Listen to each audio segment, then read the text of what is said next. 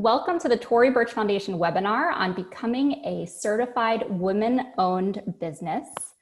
I'm Gabrielle Raymond McGee, the Chief Operating Officer of the Tory Burch Foundation, and we're so thrilled to have you join us today. Today, I'm here with Montina Young Portis. And for those of you that don't know Montina, she's the founder and CEO of CIA Media Group. And what that means is her organization is an award-winning digital agency. And she's really on a mission to get women-owned, minority-owned businesses certified. So we're in excellent hands today. And Montina, welcome. Thank you so much. This is a great opportunity and I'm very excited to share. Well, personally, I've always found this topic of certification to be daunting. There are so many different certifications, different applications, different requirements, and I'm sure other folks who are here with us today have experienced the same thing. They don't know where to begin. So today our goals are very clear. We want to talk through the different certifications, what's out there, who qualifies for what, and really help you figure out which certification is best for your business. In addition to figuring out which certification is best, we want you to understand the action steps of what you need to do to become certified and what happens next, right? Montina, it's not enough just to become certified. You have to get that story out there. Right? You sure do. Or you'll be like I was back in 2014 when I was certified, new in business, and I was so frustrated and spent a lot of money, time, resources because I could not figure out how in the world I was going to use that woman-owned certification. Well, Montina, my hope is that in a few months, you and I both receive hundreds and hundreds of messages from everyone on this video saying, great news, we're certified. And we're doing more business as a result. That's right. That's what we'd like to see. So Montina is going to lead us through her presentation. She's going to walk us through step by step, everything we need to know. And then towards the end, we're going to tackle your questions. So be sure to drop your questions in the Q&A box below. I hope everyone can see that. And I will monitor those questions. We're going to do our very best to get to as many as possible. And before Montina dives in, don't forget to snap your photo of yourself during today's webinar and tag @Tory Burch Foundation to be featured on our Instagram. Montina, there's a lot to cover, so over to you. Let's dive right in. Okay, well, thank you again, Gabrielle. I'm very excited again for this opportunity. So we again are going to go over the overview of certifications available for women. And let's talk leverage, not just being certified, but how do you leverage the certification to get more business and why do they matter? And we're going to identify the best certifications for your business and then we'll do a Q&A. So what I'd like to start with first here, let me get my little screen going, is why do certifications even matter? Well, certifications actually give you access to opportunities such as Fortune 500 companies and government agencies. They also give you access to training and education programs, networking opportunities, access to leads for bids and proposals, mentorship opportunities, and they're a great conversation starter because they're the secret to scaling. Now let me pause here a little bit and then tell you a little bit more about my story. So I'm definitely on a mission to help women and minority businesses, diverse businesses, small businesses understand how to leverage certifications for their business. And you'll find out more in the presentation today. But when we talk about the certifications, back in 2014, I was a certified woman-owned business. I invested in the certification, paid the money, walk into my first room with the networking, and I'm looking around like, okay, how do I leverage this certification? What do I do? Well, a year later, I didn't have any opportunities. I couldn't figure it out. And I wasted a lot of time and resources. So ultimately, I gave up. And it wasn't until a few years later in 2018 that I was recertified. And then it's like everything opened up for me within my business because I was more mature in my business and I understood more of the opportunities. I put here with the seedlings in the background, and I have plants all over my office because when I first started business, I thought, what I kill is what I eat. And I quickly found out in business that what you plant is what you harvest. And that is especially true when you're thinking about leveraging certifications for your business. And I do have some notes here. because there are things I don't want to forget. But guess who's always buying products and services from small businesses? The government. They have a $500 billion budget and are required to spend 24% with small businesses, including women, minority, veteran, hub zone, and diverse businesses. And you don't have to market only to the federal government. Often we hear certifications, we think only the government, and that's not the case. But that's what I'm going to share with you today as well. Your local government, guess what? They're purchasing items too. That means your county, your city, your state, your local housing authority. If you haven't thought about your local housing authority, your local transportation authority might have opportunities for you. So it took me a few years, like I said, to figure out those opportunities, but they are out there. And when I talk about the conversation starter, we actually had an opportunity to meet with the supplier diversity professionals from Facebook, and that's exactly what she said. She said, it seems like certifications are the secret to scaling. Now, here's also what certifications do. They legitimize your business. So I have some things here. So these are paperwork. So for one of the certifications, there are some times when you have to mail in paper. And I don't know why, but you do. Many others, you're going to upload the information online. But for this one specifically, I'm going to talk about the DBE. So this legitimizes your business. It really helps you to get your business affairs in order. So when I show you everything that you'll need, don't get overwhelmed, because once you have one of the certifications, especially, which my favorite one is the DBE, you can be a DBE in multiple states. So don't worry, we'll talk about that. But certifications really do help you get your business in order, and they help you legitimize your business. So let's look at the small business federal contracting goals. Now, for that, contracting offices can use set-asides and sole source contracts to help the federal government meet its small business contracting goals. Every big business doing business with the federal government has a small business goal, which is good for us. The federal government prefers to contract with small businesses whenever possible, and contracting officials can use set-asides and sole source contracts to help their agencies meet their small business contracting goals. So as you see here, something with the federal government has a contracting goal from $3,500 to $150,000, it is automatically and exclusively set aside for a small business. Now, what could a $150,000 contract do for your business? $150,000 or more, it's set aside if there are 2 or more small businesses that could do the work. They must first consider an 8A business, hub zone, service disabled, veteran-owned business, and women-owned small business set-asides. $700,000 or more, if it's not set aside for a small business, they have to have a subcontracting plan if awarded to a non-small business. 1.5 million or more, again, if it's not set aside for small business, they have to have a subcontracting goal. So that means that there are many opportunities out there for women-owned small businesses.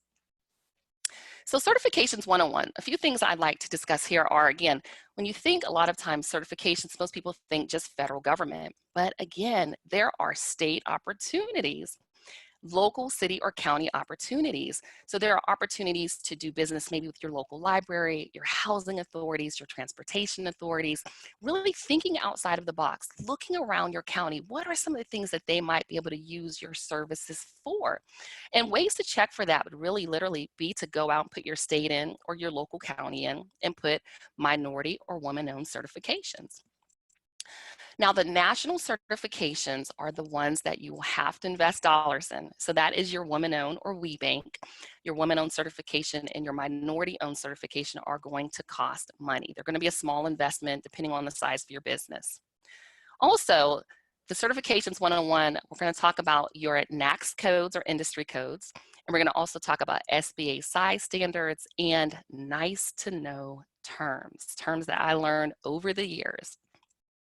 Let's start with the North American Industry Classification Code System, or your industry code. So your NAICS code, you'll get familiar with this than anything dealing with the federal government. And even on the corporate side, when we're talking about the certifications, they'll sometimes ask for your NAICS codes as well.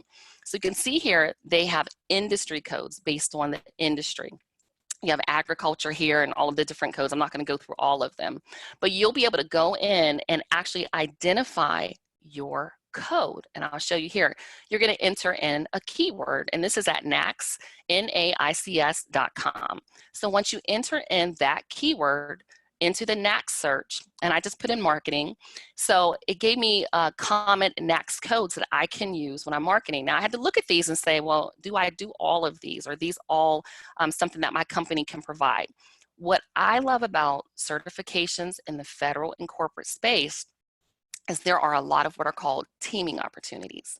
There are expectations for you to work with other small businesses. Now that's a little different if you're coming from a site where you've never really done corporate work or government work. So here, I know that I don't want to do 423120 because I don't do anything with motor vehicle supplies, so I would not pick that code. Now you can go in and also see for training. Again, what type of training and development do you do? What type of leadership training? Do you do it for junior colleges? So again, when you're going in, you'll have an opportunity to identify the NAICS code that works for your business. And you'll have more than one. We have, I believe, maybe about 10 or 12 that we use to promote our services. What we can't do, we can actually work with another small business to do. So we don't provide leadership training, but we have a partner that does, who's done training at the Pentagon, training all over the world, Fortune 500 companies. So if we get opportunities, then we can partner or team or do a joint venture with that other woman-owned small business. The next thing is your size standard.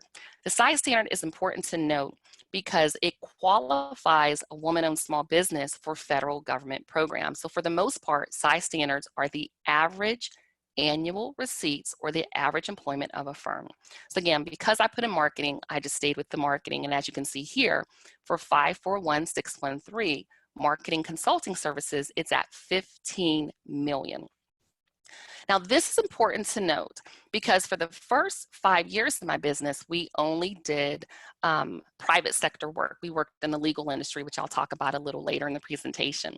So when I came to this, I didn't realize that my accountant needed to put my NAICS code on my taxes, and we decided to go with a different NAICS code to represent our business, which is at about 32.5 million. So we decided to go with that one as our main SBA size standard NAICS code, so that if we wanted to enter into any other programs, we'd have that ability to do so. Again, there's a reference there. I'm not going to go deep dive into it, but I'm happy to answer any questions about it.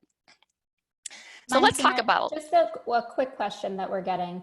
So those numbers, 15 million, what does that imply, and what do people need to know around the specific dollar numbers? So for this dollar, that's a great, thank you for pointing that out. And I have multiple screens, so I'm looking over here at you. So for this right here, it's important when you identify your NAICS code. So when you're going in for the federal certifications, we're going to say, well, as a woman-owned small business, to get the set-asides, if you're at 16 million and your primary NAICS code is 541613, you're not a small business anymore that qualifies for that certification. So that's why it's really important to pick the right NAICS code. So then the number implies what the government considers a small business. A small business. As long as you're under that number, you can apply. You can apply, right. Okay, great. And again, it's identified for the certifications and also the size standards, yes. Good question. All right, so getting into the contracting and certification terms, some nice to know. So I put a lot here, but I'm just going to go over a few of these terms for nice to knows. The request for proposals. So again, my company is actually a CI Media Group, and we say to our clients, we put your marketing dollars to work. So on that side, when we started to work with or pursue government opportunities, we started to look at a lot of proposals. Now, what's different from the industry that we came from and then expanding into the government space is we were literally looking at documentation where they were telling us exactly what they wanted and the requirements. And I'll tell you, I enjoy actually responding to these because I know exactly what they want. Typically, they'll even put in there what the budget is. Then they'll ask you, how can you provide the services for this RFP? Prime. So that is the main company or individual that has the contract. You bear the responsibility for the contract. And then you have a subcontractor. So if I'm a prime on a contract, then if I sub out any of the work or I have joint venture partner or If I choose any of you, then you now sub under that contract. And there's also another contract that's going to be in place between me and that company, or my company and that other company. When I was first certified, we went after a couple of airport contracts for a pre-bid bond. And I'm thinking a bond, and I wasn't familiar with that term outside of, hey, you needed it maybe for a bail bond. But in business, even as a service-based business, we had to have a $5,000 bond just to apply to place our bid. And then there was a bid that was a bond that was actually attached to that bid as well. So this is a nice to know, because you don't pay anything for the bond, you just qualify for the bond. Now it is based on your credit. So those are terms that you need to understand beforehand. So we went ahead and just made sure that we actually had our paperwork done so that we could have a $500,000 bond on our business. Now again, that's just a nice to know. That's only happened to us maybe 2 or 3 times, but it's a nice to know before you get these opportunities. We also had to increase all of our insurance limits. So again, some things that you need to know if, again, dealing with federal government, we had to do that in some of our corporate opportunities as well. Your capability statement, it's your business resume. So that is something, it's literally a 1-page document. It will have information about your business, your past performance, and those NAICS codes I told you about. The NAICS codes, we put on some of the services that we offer, past performance, and some highlights within the business. And it's just a 1-page document. If you go to Google and put in capability statement, look at the images, you'll have pages and pages and pages of examples. Supplier diversity is specific to Fortune 500 or Fortune 1000 companies. It's not a term that's used in the government space. And the other one is debriefing.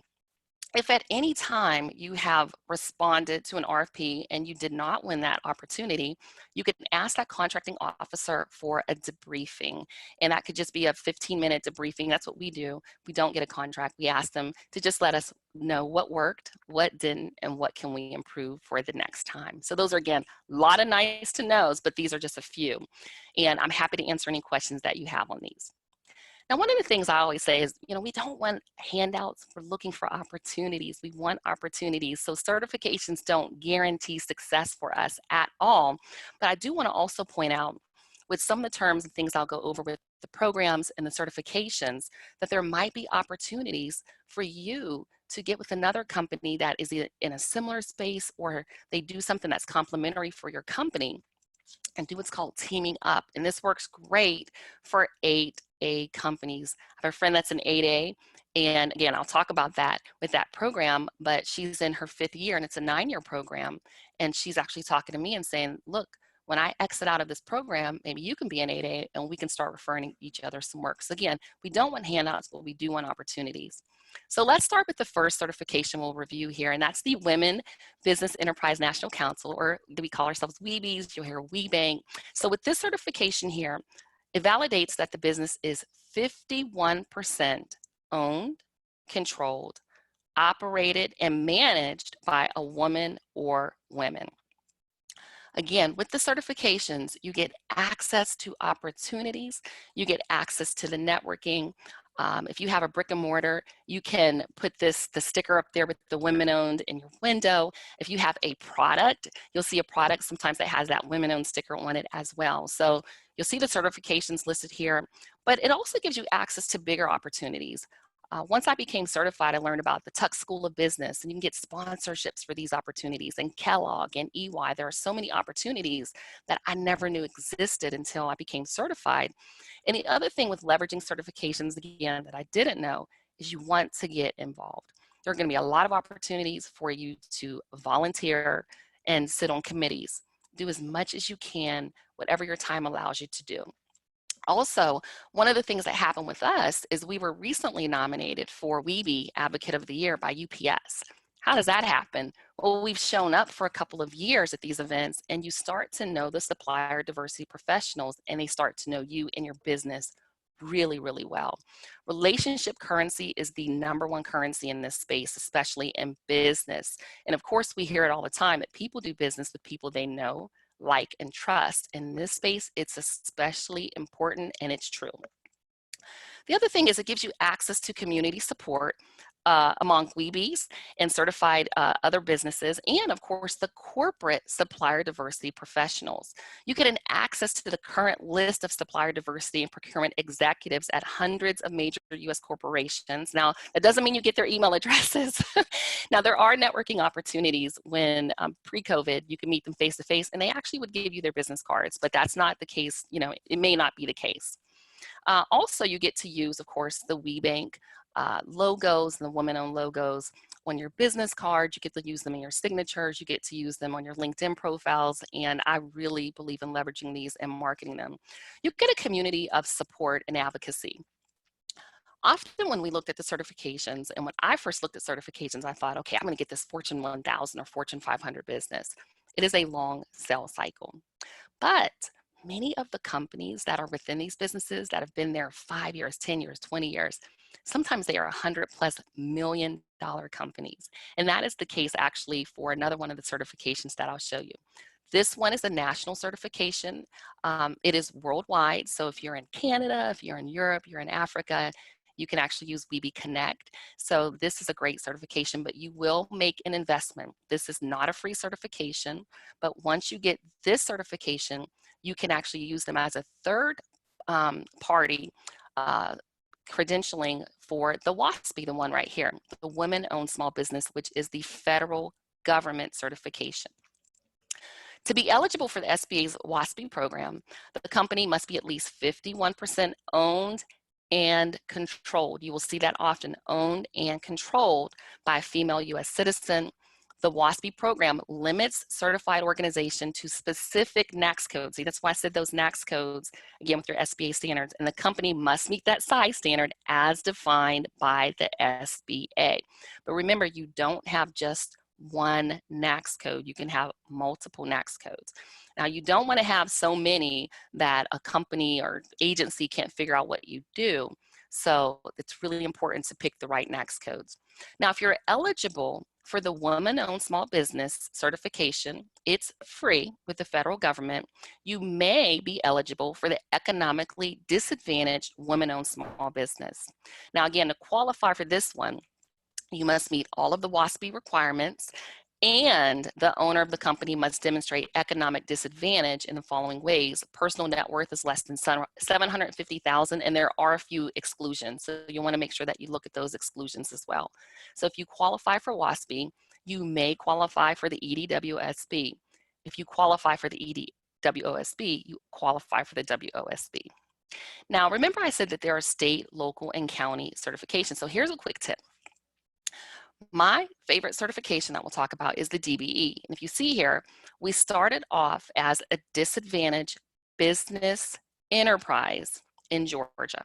So all of this documentation we had to turn everything in. They do an on-site visit. It is by far the toughest certification to get, but it's my favorite because after we had all of this information here, we were actually able to then get certified through interstate certifications in multiple states. So now we're certified in 6 states, and I think we have 5 more states that are pending. And one of our strategies around that was that we wanted to do business in those other states. It's important to have a strategy with all of this. This is a lot of time, energy, and effort. And a lot of people start at the federal level, but there are state opportunities as well. And again, I'll talk about the DBE. The other one here that you see that's kind of got the red box around it is our actual city certification. So Fulton County, City of Atlanta, that's a certification. And it gives you, again, access to opportunities. We'll get emails. We just actually received an invitation from a housing authority recently because we were listed in the system. So when you get these certifications, you want to do business with these Fortune 500 companies. They have portals where you can upload your information and you gain access to opportunities. But the essence of strategy is choosing what not to do. You cannot do everything. So it's really important to have a strategy around it. So let's talk about the National Minority Supplier Development Council. Can I just jump in with a few quick questions before Yes. we move on? So first of all, I love that you're explaining that there's federal, state, and local. And I know a few of the entrepreneurs in the Tory Foundation community have had wonderful success locally. Good. And not great success at the federal or state level. So can you talk through the approval process and how that works as far as the different levels. And then we have a few clarifying questions as well. Okay, so when we're talking about the federal levels, are we talking about them getting certified or them getting opportunities? Certified. Okay, so at the federal level with the WOSB right now, there is a self-certification. So you upload your documentation. There's a lot of documentation involved. And if you're not getting the information that you need, I suggest reaching out to the help desk. The other one at the federal level is one that I have after this slide, which is the disadvantaged business enterprise. You're looking at about 6 months to get certified, depending on the state. It's been that way. This was pre-COVID. And then I think with the onset of COVID, they're just overwhelmed with a lot of applications. So don't be afraid to reach out to the contracting officers or the, it would be the certification specialist. They pick up the phone, they answer the email, so be persistent. Okay, and Vivian was asking if you could ever be too small. So we know when we're looking at the NAICS codes, you can't be above those numbers, but is there a minimum level of revenue requirement? What does that look like?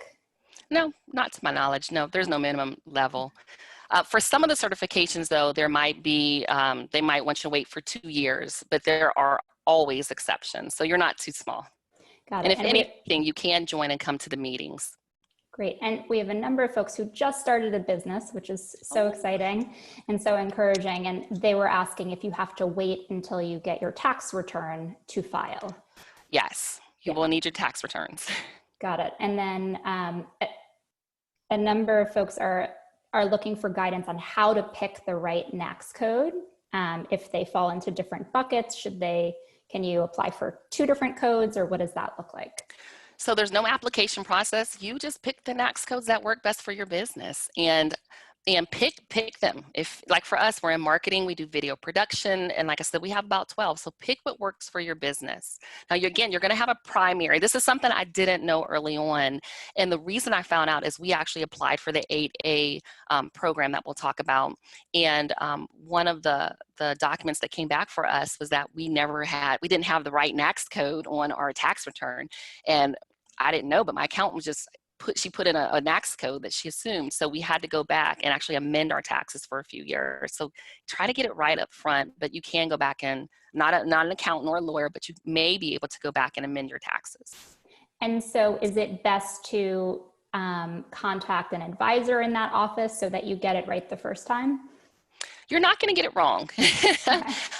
What I did, again, she actually was using the wrong NAICS code. I'll share my information at the end. Again, like Gabrielle said, I'm here on a mission to make sure and help women and minority-owned businesses get certified. So we actually offer free services. We don't have any upsells or anything like that. We offer free services and workshops to help you identify the right certifications, NAICS codes, and all of that. Great. And then regarding the bonds, can you explain that? Folks were confused if you pay for the bond or if it's free and then you get an investment back, or how does that process work? Yeah, that bonding. So it tripped me up the first time too, because like I said, I didn't even know anything about bonds. I'm thinking I have to pay this $5,000. Do they hold it? So no, you don't pay anything unless your bond is accepted. So we put in the pre-bid bond. And we did not win that contract, so we actually received the bond back, like the paperwork and everything, and we shred it. If we would have won the contract and had to have a bond on that contract, I think it was maybe $50,000. You pay, depending on your credit, they check your character. There's a lot of factors that go into it, and I have someone I can recommend. I've actually done a Q&A with him, and it's a podcast that we've done. You pay 2 to 4% of that bond, but it's a pass-through in the contracts. Again, these are just things that I just didn't know. So you pay for the bond after you get the contract, but it's a pass-through that you actually pass it through the agency.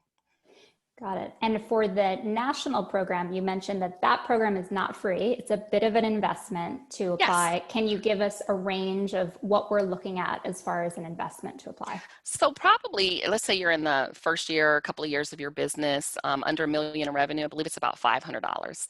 So they're not significant investments, $500 for the whole year. And then there will be opportunities for you to attend webinars, to meet supplier diversity professionals, to pitch your products and your services to them as well. Great. Well, I'll let you take it away. Okay. So the National Minority Supplier Development Council, or MBE certification, this is a national one that there also is an investment. And again, this one is international as well. So this one is, for purposes of their program, a minority group member is an individual who is a U.S. citizen with at least 1/4 of the following that's listed here. This by far is one of my favorite certifications as well. And again, I'm mentioning this one because if you're a woman and you're a woman that's a minority, you qualify for this. You might be thinking, well, do I need both? I didn't think I needed both. I was women owned and I thought, I'm not going to do that one again. It didn't work. So when I got this certification, it actually was for, we wanted to be a vendor at an event and we were working with lawyers. And we had to be certified for the National Association of Women and Minority-Owned Law Firms, and all of them are certified. And this has been the best investment for us. Again, access to opportunities, access to workshops, access to suppliers. We ended up working with the largest staffing company in the world, Randstad. You'll immediately start to identify companies that really believe in diversity and don't just talk the talk, they walk the walk. Through this council kind of listed here, I have some awards. We won a Class 1 Supplier of the Year award. The council itself had an award. They also do different classes. So you have a Class 1s, Class 2s, Class 3s. You'll learn these when you're certified, that there are $200 and $300 million companies that you have access to. So again, going in, most people think, I want all these corporate opportunities. You might not be ready for all the corporate opportunities and have a whole checklist around that, but you might be ready to work with that $5 million or $10 million or $100 million business. And people do business with people they know, they like, and they trust. So again, this is a great certification to consider. Now, the one that I said is my favorite is the Disadvantaged Business Enterprise. Now, with this one right here, this is the department's Disadvantaged Business Enterprise Program is designed to remedy ongoing discrimination and the continuing effects of past discrimination in federally assisted highway, transit, airport, and highway safety financial assistance transporting contracting markets nationwide. So if you heard that right, hit it right here. Transportation, airport, highway safety. So when I first got this one, I thought, I'm getting all these certifications, I'll just do the DB. I didn't quite understand why I was getting it, but I just wanted to make sure I had it. Well, now I want to help you understand. If you don't have anything to do with highway, transit, airport, it may not be the right certification for you, but you might be able to find some opportunities. So for us as a marketing company, we were able to find opportunities doing public information outreach, communication outreach. So remember I said there are nice to know terms in these spaces. There's corporate talk, there's federal talk. So sometimes you have to word it a little differently and understand their language that they're speaking. But this by far is one of my favorites because you can get the one certification in your state and then you can think about all of the other states that you might want to do business in and get certified. It's just a one piece of paper. It's free. This one lasts up to 10 years. So every year, all I do is submit an annual affidavit.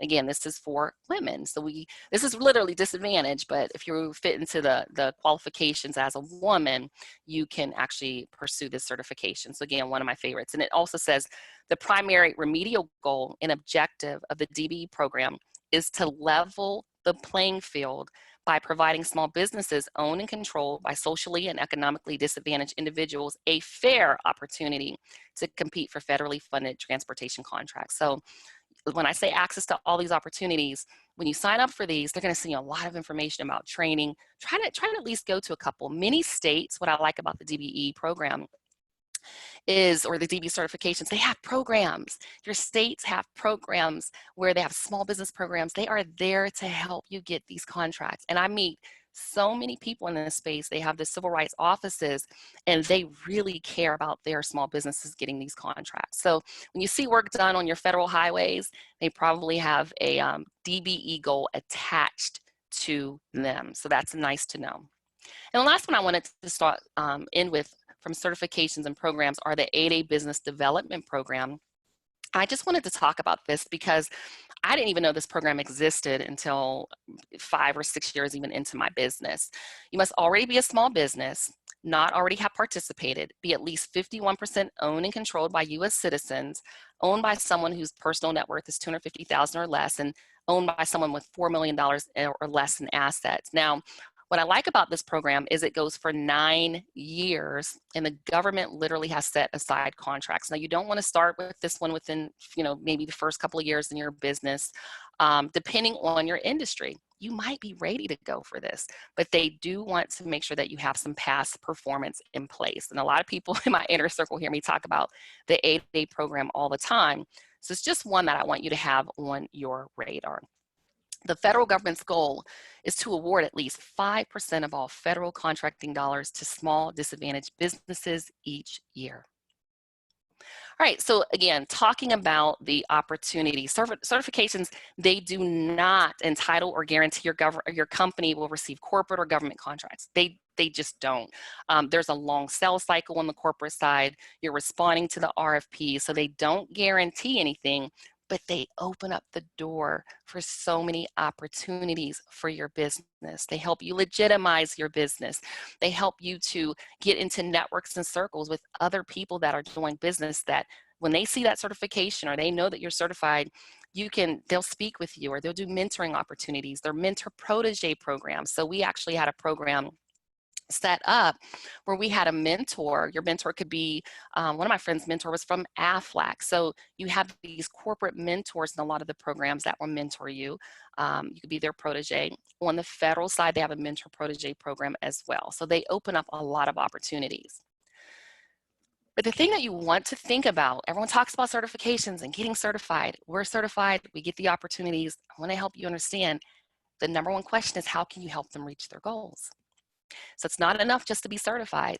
The large corporations, again, dealing with supplier diversity, how can you help them reach their goals? With the prime companies, same thing. If there's a company that is prime on a contract, a lot of times you'll hear this in the Department of Transportation space or with construction companies. If they're going to sub that work out to you, are you ready? Government, how can you help them reach their minority goals, their women-owned goals, their certification goals? And again, for others that are in the space, how could you be a great referral partner for someone else? But think in your mind, how can I help them reach their goals? So I want to talk about diversification, because this is what really has helped our business before we expanded into the government space. When I first started my business in 2013, I was really excited. We were getting some business. 2014, I walked away from the largest IT financial company in the country, and I'm like, we're going to do it. I couldn't leverage the certification. So we actually went into the legal industry, where we worked exclusively for 5 years. We still have clients in that space. And then we had revenue. I have revenue that was coming in. I have employees, W-2 employees. So we actually were able to expand out into the government. We were able to expand and pick up some prime opportunities, work with some construction companies, Fortune 500 companies we were rating. The other thing is we work with minority, women, diverse, and small businesses that needed our services on the marketing side, because we were ready. We understood the space, we understand the space, and so we were able to actually help them with their websites, with videos. So think about the services that you have. And I have my note here that says, I talk about this a lot on LinkedIn: diversify, diversify, diversify. Diversify your business, diversify your business model, and diversify your products and services. So we used to lead with, we were a video production company, but everyone's a videographer now because you have your phone. Your 13-year-old can take your videos and do a great job. So we had to think about, how can we expand beyond that? We were always offering distribution, which was social media. We were always offering added value to our clients through strategy consulting. So the things that we were already doing, we started to lead with and say, hey, in addition to doing this, these are the other services that we can provide. So think about what it is that you do well, and how can you expand your list of certifications or services, within your business, and leverage those for new opportunities. Now, which certifications are right for your company? Is your product or service targeted at corporations, retail, or government agencies? And again, thinking the Fortune 500 or Fortune 1000, there may be other women that can use your services. So it may not be that long sales cycle that you want, but other women within the organization that could use your services as well. So leverage those opportunities. Now, another one here is, does your business have the capacity to provide quality service and or products on a larger scale?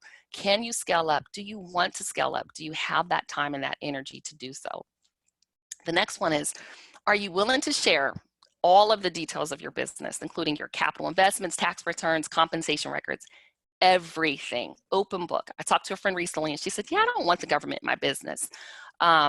We had to have an audit done, everything. So our certifications, which one's right for your business? Will you be able to use them as a marketing tool? I like to use the fact that we're award-winning. We get nominated for different awards. We sit on committees. We volunteer. So that's marketing, marketing tool for us. We want to show up in those places. Now, do you understand how to market your services? So again, I can't go in and tell a Fortune 500 company, and I had to learn that early on, hey, we're going to help you. We're going to help you with your marketing dollars, right? So we're going to put your marketing dollars to work. Well, they already had an internal marketing department. So what else could we provide? We had to get into strategic consulting. Can we provide overflow video production opportunities? Can we help you with edits? So again, it's about the conversation. Again, do you have the capacity to scale? That is really something to think about. If you are just starting your business, you're working full time, can you get on the calls? Can you go out really at a moment's notice? Is that something that you want to do within your business right now? And will you require a bond, special clearances, or higher insurance limits? Because we needed higher insurance limits on a few RFPs that we responded to, or request for proposals in a few projects, we just kept the higher limits. And the last one, again, I talk about, do you have the time, the energy, and the money to respond to requests for proposals? Even if you get an opportunity, there are times when we may have a 30 or 60-day lag in payment. So is that something that you can handle within your business? Now, I listed here all of the required information and documentation, and this is just for WeBanks. I pulled this one from the Women Business Enterprise National Council. There is a lot of information that's required, but please do not let that deter you. Once you have the documentation for one of the certifications, keep a folder. That's the documentation that you're going to need for most of the certifications that you're going to go after. When you recertify each year, I can tell you for WeBank, you need quite a bit of documentation. But again, once you recertify, you'll need that for the next year, and it's just updated documentation. For the Minority Business Enterprise one, again, the national one. Same thing. We just actually do a notarized affidavit. I go to my bank and have them notarize it. If there are any changes, and we upload the document along with our tax returns. Tax returns will be extremely important in your business. So make sure that you have those. But again, these are just some of the things that you need. You're going to have to explain the history of your business. One of the things that was a trip for us in the beginning was, the capital that we use to start our business. And I'm like, wow, I used it from my full-time job, but we had to explain it all. So early on, if you're starting, great, you'll need to explain it. If you're already in business, you don't need a copy of the check. Don't worry about that. But it is important that you explain everything. And again, you will have a site visit, or with COVID, you may not, but they may have you send pictures. They'll talk to you on the phone. If you are 51% owner and 49% is a male that owns with you, or your husband or so, you will have to document, or you have to explain that you understand the business. So they're looking for you to actually be the person that is managing that business day to day. So is the woman-owned small business program right for you? So I actually went to, it's at beta.certified.sba.gov, and there's some information there. You can just fill it out for the federal opportunities. And literally just ask the questions, and you can answer yes there. 51% ownership of the firm, unconditional and direct. Make sure that you read the more details. These are yes and no, very black and white answers. Is the firm organized? You have to be a for-profit. Can't get qualified for the certifications for nonprofit, but you can go to grants.gov, and there are opportunities there for nonprofits. They're going to ask you, have you been debarred or suspended? Yes or no. Does the firm have a place of business in the U.S. And primarily pay your taxes in the U.S.? So you have to kind of read these. Again, firm, small, in accordance to the NAICS codes. And again, that's yes or no. Qualifying the firm, women, at least 51% or more. And again, they're going to ask you to enter that NAICS code in. That's why it's important to make sure that you understand, hey, are there any opportunities in my NAICS code? So it's either a yes or no. So you'll see here the woman's assets must be net worth 750,000 or more, valued at 6 million or less for the different programs. So we'll click yes. Are you interested in participating in the economically disadvantaged or 8A, business development programs or guidelines? Do you qualify for one of the following? They're going to ask you that, yes or no. And they're going to capture all the responses. One I did not mention here that is a certification is HubZone. That's one that you can look up. It's not specific to women. It's specific to the region where your office is located. So that's right here where they ask about that hub zone. So we're not located in a hub zone. If you are, 35% or more of your employees have to also live in that hub zone. So there's a lot of different programs out there when it comes to these certifications. Housing authority programs, there's one called Section 3. It's free. So the good thing with the federal programs is they are all free. And there are so many programs out there that are out there to assist. So today is actually the last day to self-certify, October 15th. So if you're watching the replay, you still have to go out and look for information. But if you're here live, October 15th is the last day to actually self-certify for the process for women-owned. Now, the last thing I want to... Montina, real quick on that, because that's an important call out. How long does it take to self-certify? Folks that are joining us today, can they do this in the next several hours? Yes, yes, that is our hope, that you log off and you say, you know what, I have so much information. I'm going to go get one of these done. We want you to understand which one's right for you. It legitimizes your business. It is an amazing marketing tool for your business. You're going to be around other women that recognize these certifications, and we want to support you and see you win. So you have time. I'd say that, again, if you have all of your documentation, it may take about less than an hour, because again, you're going to go through and answer questions.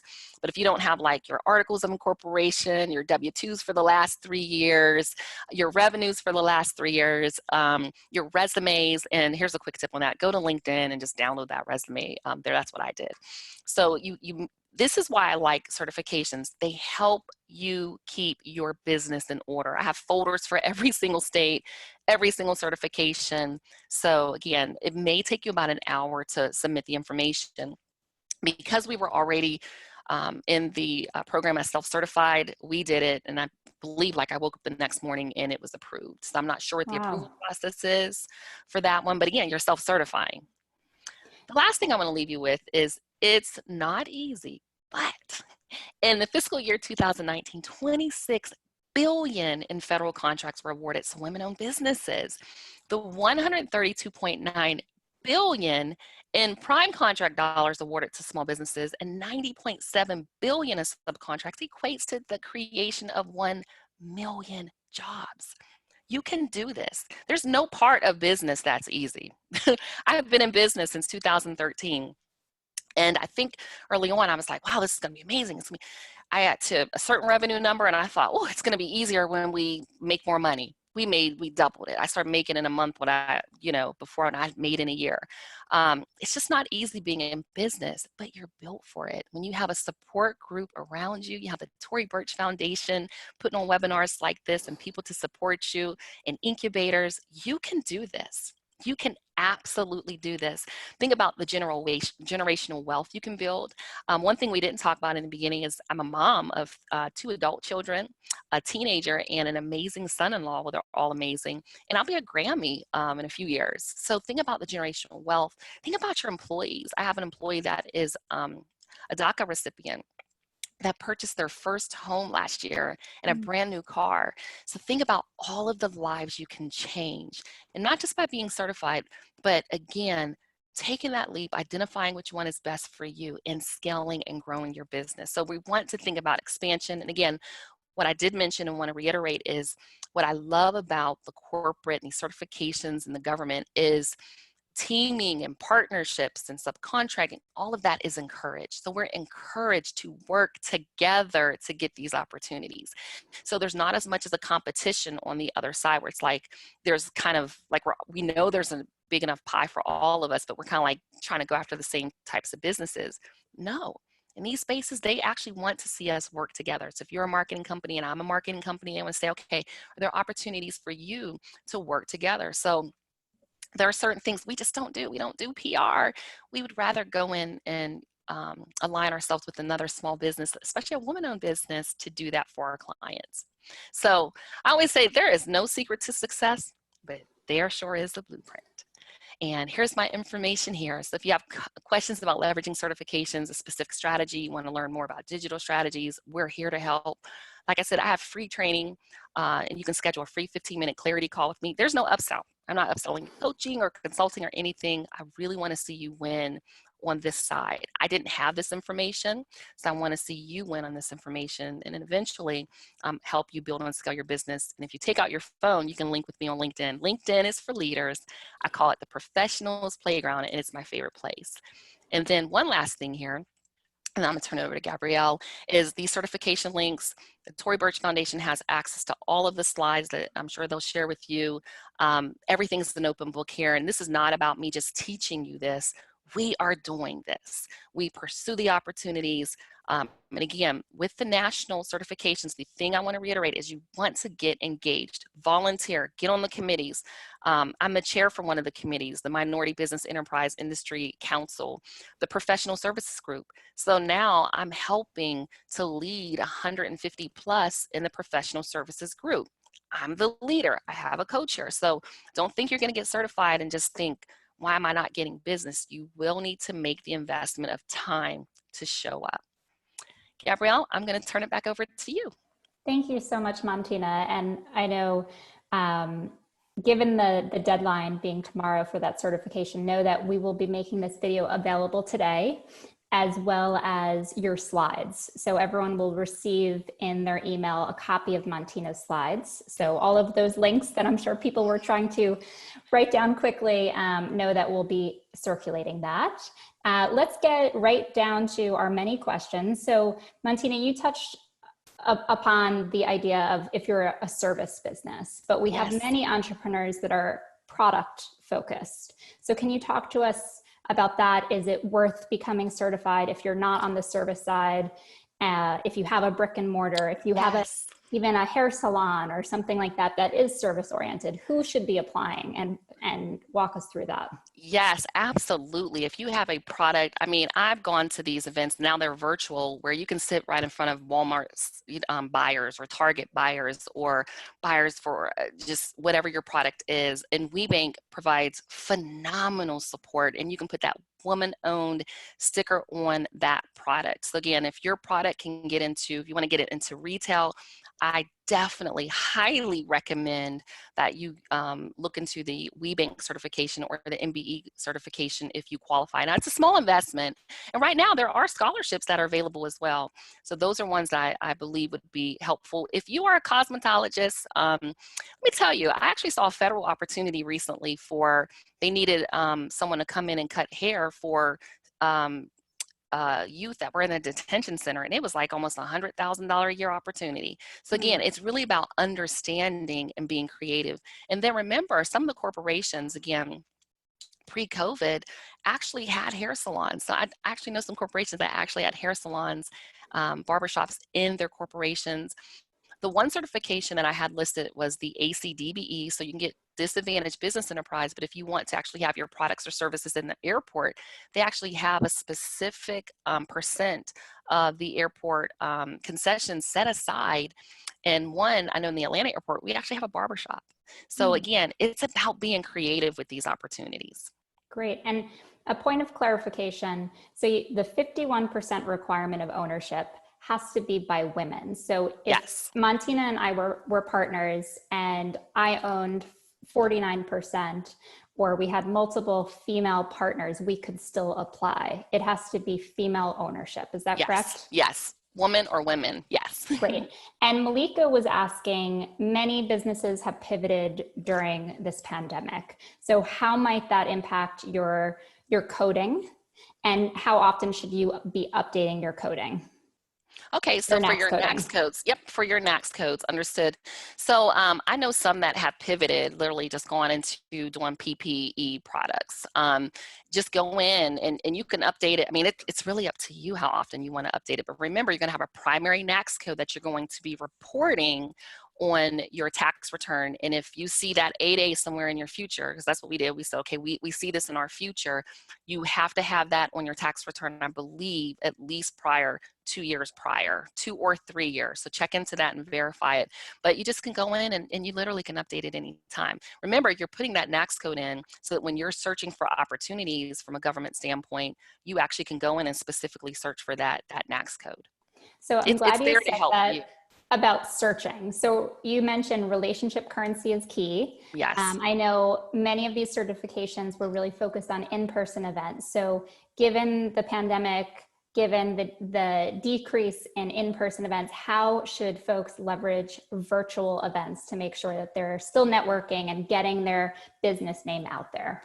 So the big thing is showing up. And again, that's why I say that understanding the language is important. Showing up when there are opportunities, the networking opportunities. If you're looking in a certification, you're going to have a lot of opportunities. These DBE opportunities, ask a question, put a comment in the chat. When you're getting the opportunities, pick up the phone, reach out to an email. And I mean, I really mean it. What I didn't understand early on was like, these are big corporations. And I kind of at first was a little challenged, like, well, you know, you're a little intimidated.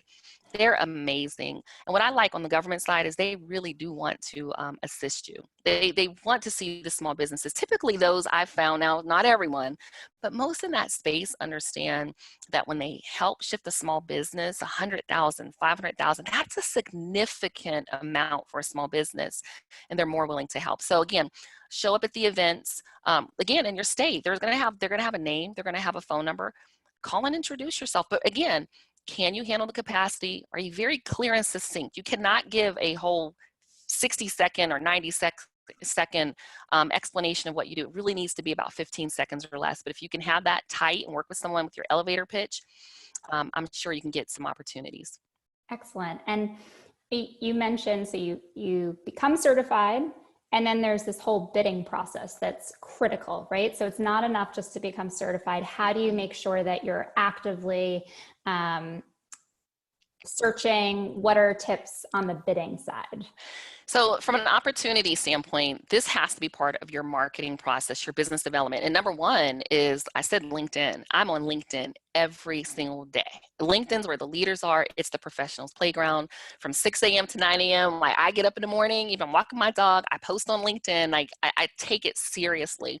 So when you're looking for these opportunities, you have to put it into your budget every single day. Remember I said that plant back there is about planting the seeds.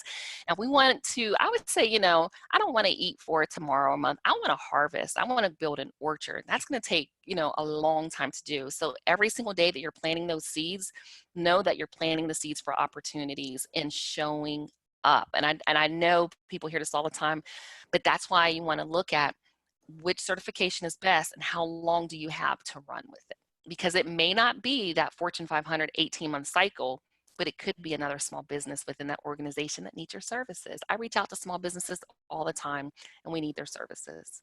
And you're encouraged. What I love in this organizations is, especially in the woman-owned, the reason why we were nominated for the award by UPS is you are encouraged. Matter of fact, I had to write down other women that I was doing business with. They do MBE to MBE spin. They count it in WEB to WEB spin, women-owned to women-owned, and minority-owned to minority-owned. So they're encouraging it. Great. And two clarifying questions about this deadline of October 15th. So if you miss this deadline, when would the next deadline be? You know what, when you miss this one, everything's still up in the air with the government. Go on tomorrow. I mean, you're not going to miss out on anything where you can't get certified. But right now they're saying the deadline to self-certify is today. But again, if you go with the national certification, there's a third party. They're just using third-party service certification because there was so much fraud in place where people were getting certified women-owned and they really weren't, veteran-owned as well. So it's not just with the women-owned that they're putting that parameter in place.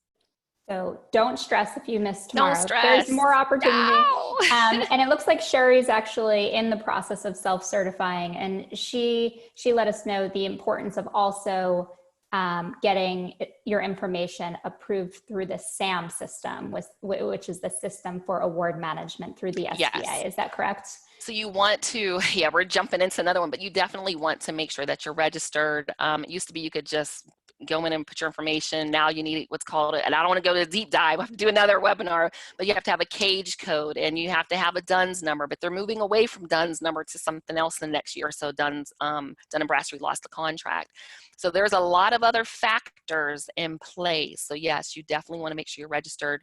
You have to get a notarized document, send it in. They're doing a lot of verifications, which is a good thing. You know, keeping people honest, that's a good thing.